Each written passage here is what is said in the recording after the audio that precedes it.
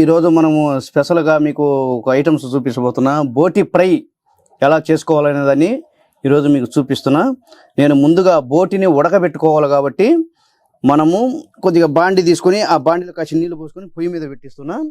ఇప్పుడు మనము ఏందనక కోసి పెట్టుకున్న బోటి ఉన్నాయి కదా, ఇగో చూడండి.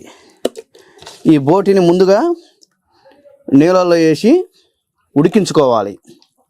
మన క్లీనింగ్ కోసం అన్నమాట. ఇది మనము క్లీన్ చేసుకోవటం కోసము దీన్ని ముందుగా కోసి పెట్టుకున్న బాండిలో, ఒక బాండిలో వేసుకో, బాండి కానీ గిన్నె కానీ ఏదైనా కానీ వేసుకొని ఉడికించుకోవాలి. ఇలా బాగా ఉడికిన తర్వాత మళ్ళీ దీని ప్రాసెస్ చూపిస్తాను. ఈలోగా బాగా చూస్తూ ఎంజాయ్ చేయండి.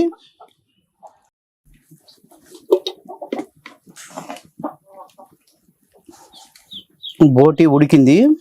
ఇప్పుడు ఒక గిన్నెగా తీసుకుంటున్నాం శుభ్రం చేసుకోవటానికి.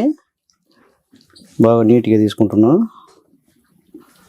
చూడండి ఎంత బాగా ఉడికిందో.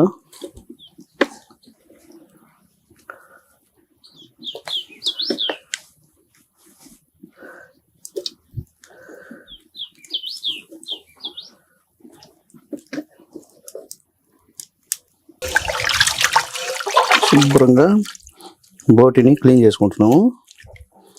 ఇలాగా ఉడికినాక ఉత్తితే ఏదైనా కొవ్వు బొద్దబ్బలు ఉన్నా కానీ మొత్తం కరిగి వెళ్ళిపోతాయి. ఇది చూడండి.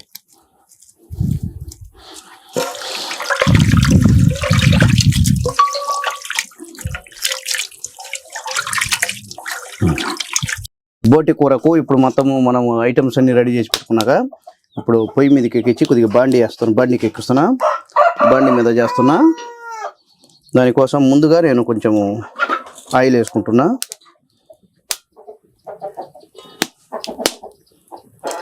సరిపోద్ది. దానికి కోసము మనము కొద్దిగా కోసి పెట్టుకుని నేను 2 ఉల్లిపాయలు తీసుకున్నా. నీచ గుణములెల్లా నిర్మూలమైపోవు, కొదవలేదు సృజన బ్రోమైన సాల్ట్ వేసుకోవాలి. వేసుకున్నాం కదా.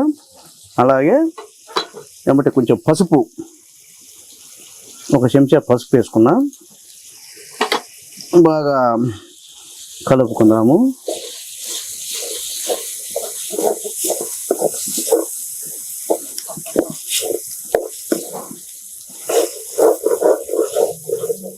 ఇప్పుడు బోటి ఫ్రై అయిపోయింది. దీంట్లోకి మొత్తము లాస్ట్లో మనము దంచి పెట్టుకున్న ధనియాల పొడి వేసుకుంటున్నాము. చాలు. ఇప్పుడు ఎంతో రుచికరమైన బోటి కూర.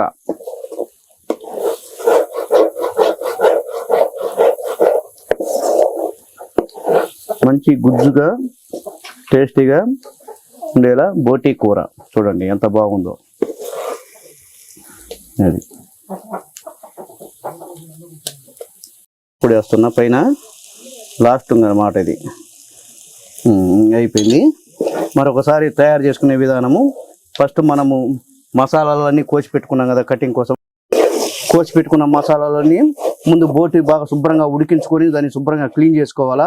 అల్లము వెల్లుల్లిపాయ పేస్ట్ దంచి పెట్టుకొని, కొద్దిగా ఉల్లిపాయలు, 2 టమాటా ముక్కలు, 2 పచ్చిమిర్చి ముక్కలు అన్నీ ముందే రెడీ చేసి పెట్టుకొని, ధనియాల పొడి, కొబ్బరి పొడి రెడీ చేసి పెట్టుకొని, ముందు నూనె వేసుకొని నూనెలో కాసిన ఉల్లిపాయలు పచ్చిమిర్చి ఏగుతున్నాగానే ఏమంటే కాసిన టమాటా ముక్కలు వేసుకొని అల్లం పేస్ట్ వేసుకొని బాగా ఉడికిన తర్వాత మనం ఈ ఉడకబెట్టుకున్న బోటిని వేసినామంటే మంచి ఫ్లేవర్ వస్తుంది. దాంట్లోకి మనం తగినంత ఉప్పు, కారము వేసుకోవటము. బాగా దించేటప్పుడులే కొంచెం ధనియాల పొడి, కొబ్బరి పొడి వేసుకుంటే మీకు ఎంతో రుచికరమైన బోటి ఫ్రై